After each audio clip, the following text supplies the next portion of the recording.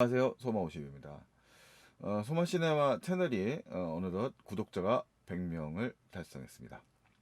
그래서 100명이 되신 그 구독자 여러분들께 대단히 감사의 말씀을 드리고요. 소마시네마 채널만의 좀 특이한 콘텐츠를 한번 만들어 보려고 합니다. 일종의 그 숨겨진 영화를 찾아보는 그런 코너라고 할 수 있는데, 네이버에 있는 그 시리즈의 굿다운로드를 기준으로 해서 어, 다운로드가 합법적으로 받기가 좀 쉽지 않은 그런 영화들 중에서 과거에 DVD나 뭐 블루레이로 출시됐던 작품들을 한번 좀 찾아보려고 합니다. 현재 시스템상 지금 PC에서 블루레이 구현이 조금 쉽지 않은 면이 있어서 일단은 DVD 좀 숨겨져 있는 작품들 중심으로 일단 좀 찾아보고요. 뭐 이야기를 좀 해보는 그런 시간을 가져보려고 하겠습니다. 오늘 다룰 작품은 후루아타 야스오 감독의 액기라는 영화입니다.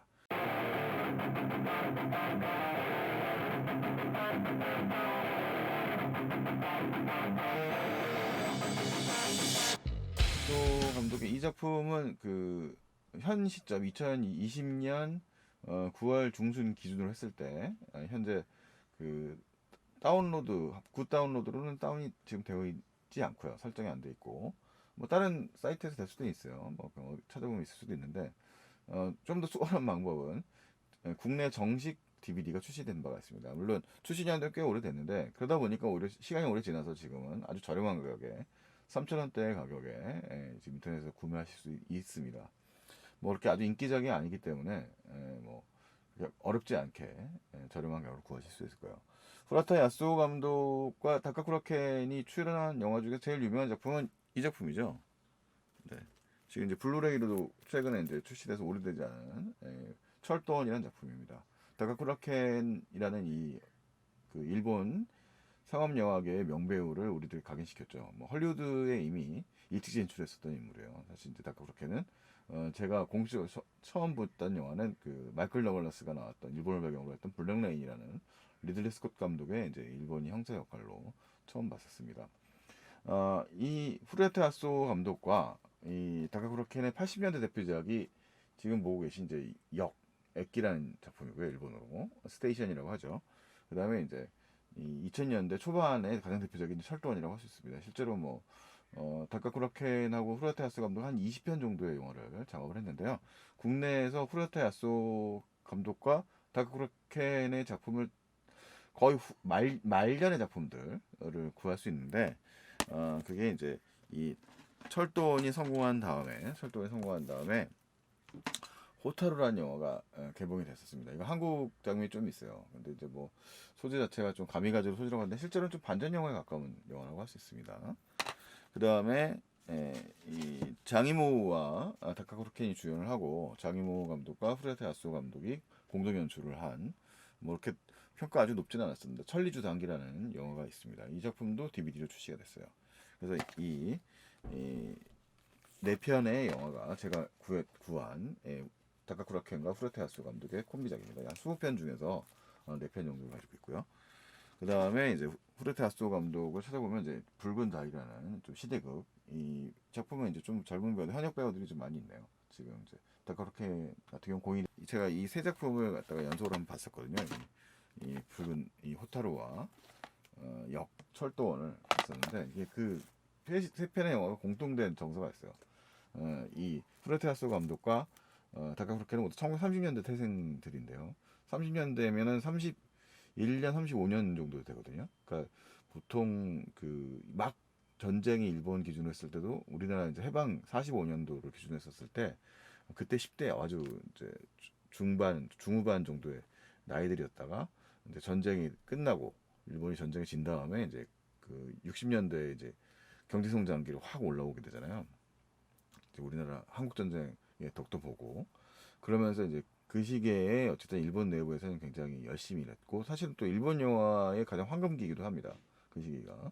근데 그 시기에 이제 엄청나게 열심히 일하고 그 다음에 이제 그 당시에 이제 인간상 사실은 이제 이게 일본뿐만 아니라 동아시아 전체의 남성들이 갖고 있는 당시 마초적인 남성 중심적이면서 또 갖고 있는 그런 로맨티시즘 자기들만이 갖고 있는 그런 성격들을 많이 보여주는 작품이고 이 액기 같은 경우도 이제 그 아시아 태평양 영화제에서 남우주연상을 받고 그랬던 작품으로 이제 80년대 초반의 대표작으로 일본 내에서는 어떻게 보면 이 후르테 아소와 다카로켄의 대표작으로 철도원보다도 이 역이라는 영화를 더 기억하는 팬들이 많다는 얘기가 있더라고요. 그래서 오늘은 이제 이 작품에 대해서 같이 얘기를 하면서 영화를 좀 보는 그런 경험을 한번 해보도록 하죠. 제가 컴퓨터에 있는 DVD 화면을 갖다가 일부 보면서 좀 말씀을 드리도록 하겠습니다. 네, 지금 이제 그 DVD의 메뉴 화면을 보고 계세요. 뭐 81년도에 만든 작품이니까요. 이 작품의 그 영상 퀄리티라든가 이런 게 뭐 아주 좋을 리는 없고, DVD 출시 년도의 경우에도 2000년도에 출시가 된 제품이기 때문에 우리나라에 그 출시된 지도 벌써 20년이 넘은 그런 DVD라고 할 수 있습니다. 그래서 굉장히 이제 지금 없어진 다운미디어라는 회사에서 만들어진 그런 DVD고요. 자, 구성을 보시면 지금 그 플레이는 본편 재생이고, 그다음에 챕터는 이제 장면 선택이고요. 그다음에 오디오와 서브타이틀, 그다음에 예고편이 들어있어요. 자, 이제 영화가 이제 본편이 시작이 됐습니다. 그러니까 이 영화가 이제 그 시점이 좀 몇 년도 바뀌어요. 그러니까 지금 68년도 1월 나오코라고 나오고 있는데 첫 장면 되게 인상적입니다. 이 영화의 제목이 액기잖아요. 그 역이잖아요. 이 영화의 첫 장면이 뭐냐면 이별이에요. 역하면 이제 이별의 일종의 뭐라고 하면 그런 뭐 장소처럼 이제 옛날 영화에는 많이 사용이 되는데 말 그대로 이제 이별은 그런 감정인데 지금 보고 있는 인물들이 이제 지금 이 영화 속에 그 미카미 그 다카쿠라켄이 연기하는 인물이 미카미인데 그 미카미가 현직 형사면서 그 올림픽 하각 선수기도 합니다. 근데 이 지금 부인과 아이가 이 역에서 지금 헤어지고 있는 거예요. 둘이 이혼을 해가지고 이제 좀 용서를 못 받고 있는 거죠. 잘못한 게 있나 봐요. 그 부인의 잘못보다는 이 남자가 갖고 있는 당시에 이제 그런 목표, 그다음에 가정에 충실하기 힘든 상황 그런 것들이 좀 복합적인 면이 있어요. 네, 그래서 이제 첫 장면이고요. 이 장면이 조금 독특합니다. 그러니까 이제 이별을 하잖아요. 근데 이 부인이 웃으면서 울면서 그래요. 그러니까 남편의 결정을 따르게 된 거죠.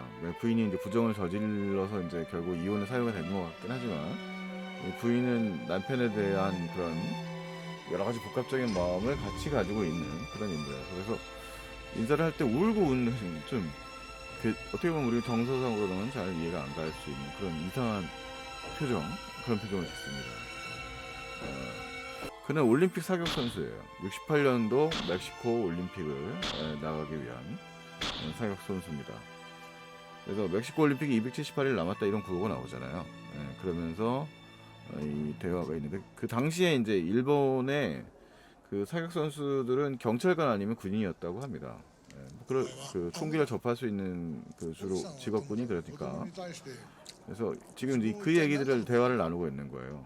자식은 뭐 아내는 실수했다고 하지만 자식은 어떻게 했느냐 그랬는데 이 사람의 경우에는 이 일에 집중하겠다는 생각이 되게 강한 거죠. 같이 일하던 동료, 말을 나눴던 친해 보이던 동료가 이제 사망하는 사고가 납니다. 그래서 이 사건이 사실은 이제 이 미카미라고 하는 주인공에게 이제 많은 영향을 주게 되죠. 근데 영화가 재밌는 점은 이 사건을 이제 추격전으로 쭉 가는 게 아니에요. 이 영화는.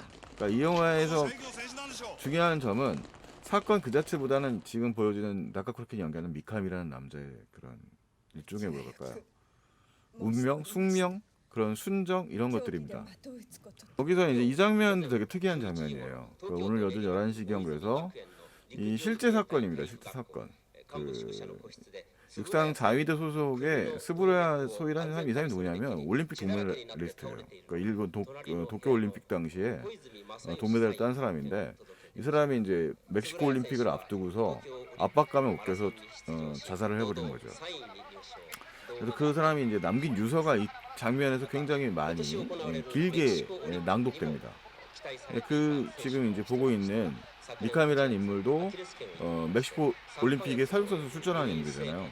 그래서 그 가족들이라고 하는 존재가 항상 되게 중요한 존재지 않습니까? 이 특히 가부장제 사회 속에서 살고 있는 사람들에게 이 가족은 되게 중요한 존재인데 그걸 이 사람도 버렸거든요. 그리고 미카미가 이 스무라 그 소이라는 사람이 남겨있는 유서 내용이 쭉 나오는데, 네, 지금 유서 내용이 나오죠. 유서 내용이 나오는데 이 내용이 결국은 이제 고맙다, 가족들과 자기 도움을 준 사람들한테 감사합니다 이런 거예요. 되게 일본적인 정서 있잖아요. 폐를 끼치면 안 된다. 그래서 그 폐를 끼친 거에 대한 감사 인사 같은 겁니다.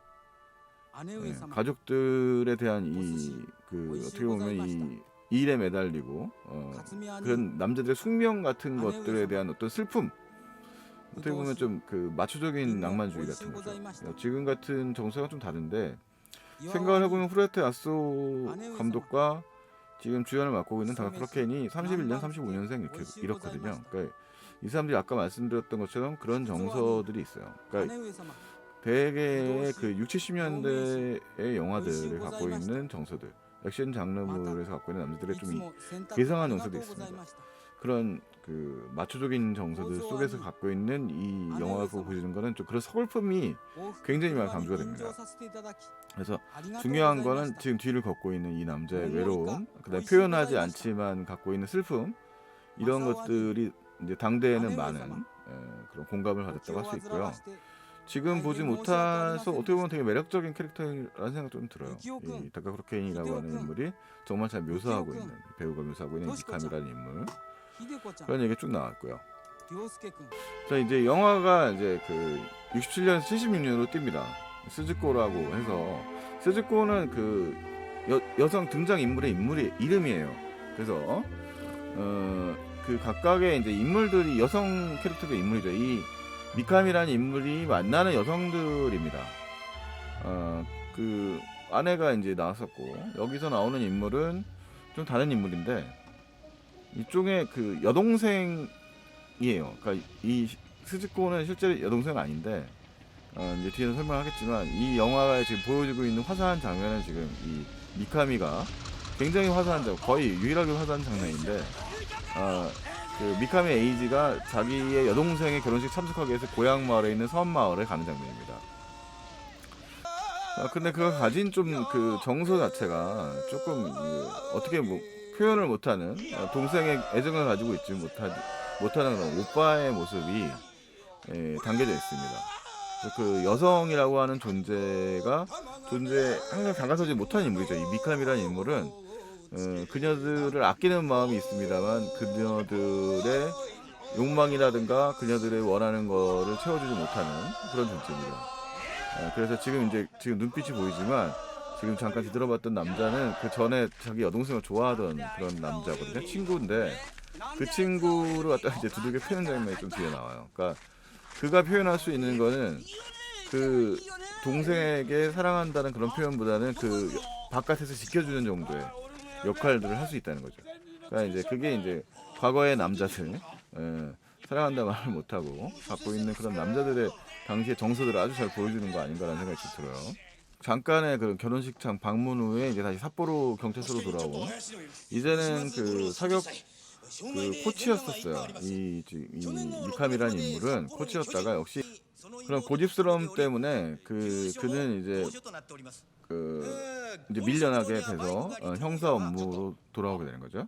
근데 그거 수사하는 이제 살인 사건, 이제 그 여성 살해한 살인범을 추적하게 됩니다. 근데 여기서 이제 등장하는 인물이 스즈코라는 인물입니다. 네. 지금 보고 있는 인물이 이제 스즈코인데요. 이 스즈코의 오빠가 살인범이에요. 그러니까 이 수사 자체가 중요한 건 아니고요. 이 인물과의 관계, 그러니까 이 오빠와 동생이잖아요, 동생. 그 얘기는 이 영화의 시퀀스에서 첫 부분에서 동생의 결혼식을 갔다 왔잖아요. 그러니까 근데 이 스즈코와 그 오빠는 되게 친밀한 관계입니다. 어떻게 보면 연인 같은 관계의 성격을 가지고, 물론 영화 속에서 뭐 그런 그 성적 묘사 이런 건 없는데, 스즈코는 이제 물론 그 오빠 말고 이제 연인이 있어요. 근데 그 둘의 밀착된 관계이기 때문에 지금 보고 있는 신문 장면에서 이 영화 속에서 이 그녀는, 스즈코는 똑똑한 인물이 아니거든요. 약간 좀 바보스러운 면이 있는 사람인데 애써서 진짜로 오빠의 위치를 설명하지 않게 애를 쓰는 거죠. 그러면서 이제 미카미는 이제 스즈코를 오히려 이제 뒤에 수사하게 됩니다. 스즈코란 인물이 갖고 있는 좀 그런 연약함과 불쌍함 그런 면이 있어요. 그 이제 어떻게 보면 이제 스즈코의 오빠를 잡기 위해서 그걸 추적하는 거지만 그 스즈코에게서 자기의 여동생을 또 보는 거라고 할 수도 있겠죠. 여동생은 이제 그 당시에 이제 시집을 간 다음에 자기 고향을 떠나서 딴 데 살기 때문에 이제 만나기 힘든 영화 속에 실제로 등장하지도 않고요. 그런 여동생이고 이 사람도 이제 타지로 나와서 형사 생활을 하고 있기 때문에 고향에는 이제 어머니 가족들 나머지 가족들만 남아 있는 상태입니다. 근데 그 지금 애처롭게 바라보는 지금 스즈코가 이제 결국은 이용당하면서 뭐 임신을 했는데 그게 이제 오빠의 아이인지 다른 남자의 아이인지 모르겠습니다만 어쨌든 간에 그런 낙태 수술 같은 한 걸 하고 이제 나오는 장면인 거예요. 네, 이 장면에서 이제 스즈코가 결국은 이제 그 유인 슈사에 말려들어서 오빠를 막 찾아가는데 정말 미친 듯이 쫓아가거든요.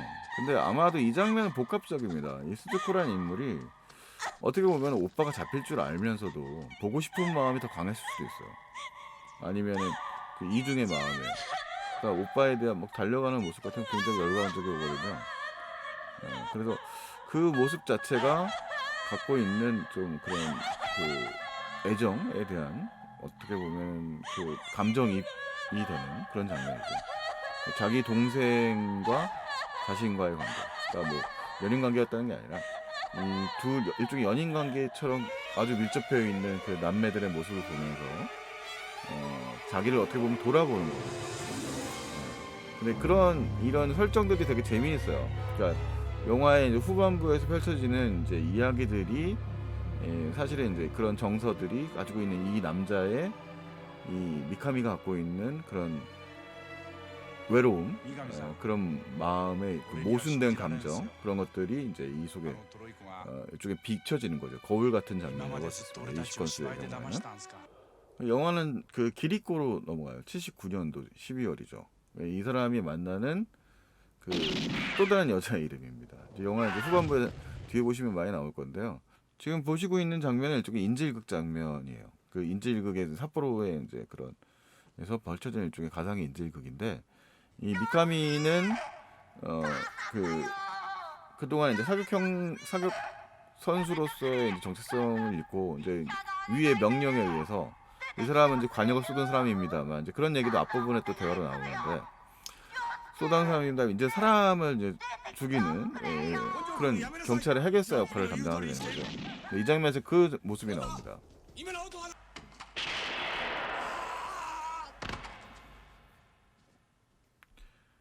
네, 이제 해결사로서 이제 미카미가 활동하는 장면, 이제 슬로우 모션 기법 이용해가지고 이제 인질범들을 잡아내는 그런 모습이 이제 등장을 하죠.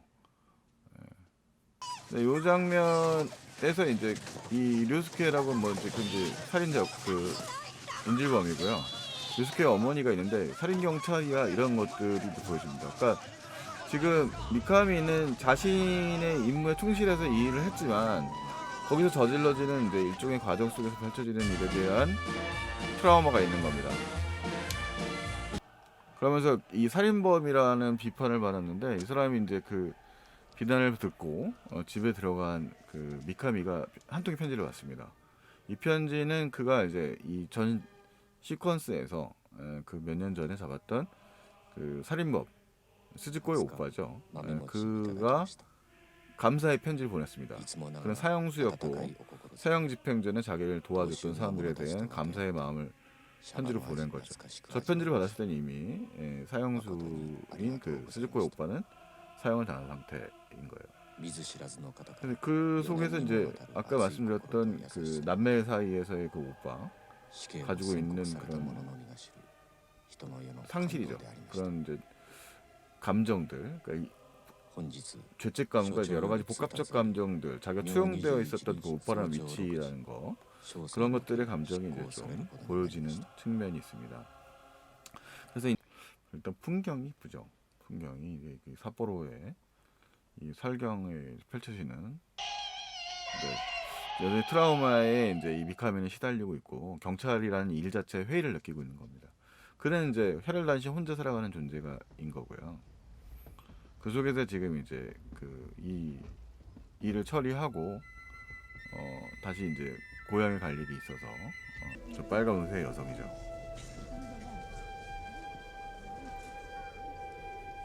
입니다. 네, 그죠? 기리코라는 인물이에요. 인연이 이제 여기서 끝나지 않겠죠. 뭔가 예감이 되지 않습니까? 영화가 사실은 지금 이 시점에서 거의 1시간 좀 넘었어요. 실제 이 영화 2시간 11분 되는 영화인데 이 시점쯤에 1시간 4분 정도 됩니다. 그러니까 이 둘의 만남이 이제 뭔가 이제 지속될 거라는 걸 우리가 알 수가 있죠. 그 참 눈은 참 그림이에요, 그림. 설국이죠, 설국. 이런 모습이 이제 펼쳐지는데 지금 보시면 좀 악천후기 때문에 이 미카미가 지금 고향 마을은 배를 타고 이제 들어가야 되는데 들어갈 수가 없습니다. 그래서 지금 이제 밥 먹고 이 마을에서 이제 버티고 있는 상황이에요. 지금 보고 있는 저기 청소하고 있는 눈을 치고 있는 친구는 누군지 아시겠죠? 앞에 봤던 스즈코예요. 그러니까 스즈코가 여전히 이 마을에 이제 일을 하고 있습니다. 그 조금 마을인데 거기서 이제 이 오빠 같은 마음, 자기 오빠를 어떻게 보면 이제 죽게 한 간접적인 이유를 가지고 있는 게 미카미니까요. 그런 슬픔이죠. 자기 자신과 동생의 관계, 그냥 여동생 같이 느낄 수 있는 그런 친구인데 어쨌든 뭐 힘든 상황이 있으니까요. 그 상황에 이제 그 모습에서 지금 이제 지나가는 기리코가 같은 동네에서 살고 있어요. 실코라고 하는 인물, 기리코이라는 인물은 또 항상 홀로 살았던 이 미카미 영화 장면에 넘어가다 보면 이제 눈이 많이 오서 폭설이 오다 보니까 이제 결국은 고향 못 가고서 이제 배를 기다려야 되는 상황이기 때문에 숙박을 하면서 이 기리코라는 여성이 하는 이자카야에 가서 술을 한 잔을 하게 됩니다. 근데 둘 다 이제 혼자라는 사실을 알게 되죠. 그다음에 재밌는 게 이제 지금 보시는 뒤에 장면을 본 TV에서 이제 노래가 흘러나오잖아요. 그 노래 가사 같은 게 이제 이들이 갖고 있는 정서라든가 이 대화들이 이제 갖고 있는 그들의 외로움이라든가 정서 같은 것들을 잘 보여주는 그런 이야기들이 이제 펼쳐져요. 그래서 그런 게 좀 절묘하게 좀 떨어지는 감정선이 있고 대중 영화로서 당시 일본 관객들에게 많은 좀 시사점을 주지 않았을까라는 생각이 듭니다. 자, 이제 둘이 이제 데이트를 하는 거죠. 같이 이제 영화 보고 있는데 지금 보고 있는 건 아마 지금 80년대 초반, 79년도 말년이니까 아마 홍콩 영화 미스터 부 시리즈인 것 같아요. 중에서 몇 편인지 모르겠습니다. 그 장면이고요. 허관문이 보이네요. 네. 둘은 가까워지죠. 뭐 둘이 이제 일종의 연인 관계로 발전하게 됩니다. 아까 이제 보시면 이 장면들에서 보신 것처럼 둘이 갖고 있는 정서가 되게 좋은데 약간 좀 겉도는 느낌이 살짝 있거든요. 근데 그게 이제 현실화 됩니다. 이제 뒤에 가면 이제 사건이 펼쳐지기 때문에 다 말씀드릴 수는 없습니다만 지금 이 장면에서 보여줍니다만 살짝 누군가를 만난 인물을 만나요. 아마도 이제 딱 보면 알 수 있겠죠. 이 기리코가의 전 연인과 좀 연관이 있는 누군가 인연이 있는 남자 어떤 사람이 얘기겠죠. 그러기 이제 뒤에 펼쳐집니다. 지금 이제 전화를 받는 장면이 나오는데 자기 이제 첫 장면에 나왔었던 전처와 아이의 이제 현재 얘기 듣고 이제 안부 인사를 정도 전하는 그런 장면입니다. 이 남자가 표현하는 정도는 이 정도 전형적인 이제 과거의 남성형들이죠. 표현을 못하고 자기의 이제 그리우면서도 어떻게 부탁을 못하는 그런 이제 뒷모습이잖아요. 뒷모습이 나오고 있죠. 이 사람이 갖고 있는 이제 그런 성격이죠. 그런 캐릭터가 이제 저런 장면에서 보여집니다. 되게 무표정한 모습으로. 자, 이 장면도 이제 이들의 이제 이별을 예감하게 하는 장면이에요. 거의 이제 영화 후반부로 갔을 때, 아까 봤던 사람이 애인이라는 얘기 이제 하죠. 그러니까 그 사람과 이 기리코와 이제 인연이 있는 인물인 거죠. 그러면서 이제 어쨌든간에 근데 이 남자는 한번 정한 이 기리코에 대한 애정을 꺾을 마음이 없어요. 자, 이게 지금 뭐 눈치채신 분들이 있겠지만 이 형사지 않습니까? 미카미가. 근데 정서 자체가 이제 뭔가 앞에 있는 일련 사건들과 그다음에 기리코와 인연이 있는 부분이 있습니다. 이걸 또 길게 얘기하면 너무 자세한 것 같으니까요. 자, 이제 영화에서 이제 거의 막판입니다. 이 두 사람이 엇갈리는 시선이 보이시죠? 이 둘의 관계는 지금 늘어나오는 앵커가 해줄 수 있는 일이 없고 그는 결국은 떠날 수밖에 바로 지금 이제 여기 보이시죠? 이 영화만의 어떻게 보면 좀 독특한 매력이 아닌가 싶습니다. 일단 영화 좀 봤고요. 네, 지금까지 후르트 야스오 감독과 다카코라 켄이 출연한 이 액기, 그러니까 액기로 검색하셔야 돼요. 액기 DVD를 한번 DVD 속의 영화를 좀 살펴보면서 얘기를 나눴습니다. 이 아까 이제 말씀드렸던 것처럼 이 영화 속에 이제 그 이 30 그 과거의 남성형들의 특징들이 굉장히 잘 보여요. 그러니까 표현은 안 하고 표현을 못 하고 그러면서 이제 갖고 있는 대신 되게 성실한 남자죠. 이 남자는 이렇게 뭔가 비틀어지거나 뭔가 이제 위약을 부리거나 이런 경향을 그렇게 크게 보여주진 않는 편입니다. 그래서 영화 자체가 이제 이 홋카이도를 배경으로 해서 홋카이도의 그 설경을 통해서 펼쳐지는 일종의 그가 만난 그 여성들의 인연들을 이제 얘기하면서 그가 갖고 있는 그런 좀 외로움, 그다음에 고독 이런 것들을 잘 그리고 있는 그런 영화인 것 같아요. 근데 그런 성격의 특징들이 어디에 그 뒤에 나오는 이 후르테 야스오의 다른 영화들 속에서도 잘 그려집니다. 철도원 같은 영화가 이제 대표적이죠. 그 철도원에서도 등장인물은 홀로 있는 존재잖아요. 거의 이제 홀로 있는 존재가 자신의 이제 과거의 기억들을 돌아보는 그러면서 이제 일본의 근현대사의 얘기들과 살짝 맞붙어서 가는 그런 정서를 보여주는 그런 영화인데 이 이런 영화는 좀 더 역동적인 이야기들을 통해서 이 형사인 이 미카미라는 인물이 갖고 있는 그런 어, 고독의 운명 그런 얘기를 잘 펼치고 있는 뭐 그런 영화라고 할 수 있을 것 같습니다. 한번 뭐 화면 보셨겠지만 이제 옛날 영화임을 숨길 수 없고요. 벌써 이제 81년도 영화이기 때문에 뭐 이미 40년도 더 된 영화죠. 이 영화의 주인공과 감독들은 뭐 이미 다 고인이 됐고요. 그래서 이 작품 DVD로 쉽게 구할 수 있으니까요. 한번 찾아보시면 또 독특한 재미를 맛볼 수 있지 않을까 싶습니다. 또 언젠가 좋은 기회가 돼서 새로운 작품으로 다시 만날 수 있었으면 좋겠네요. 그러면 안녕히 계십시오. 소망 50일에 DVD를 찾아서 1회 한번 진행해 봤습니다. 다음에 만나요.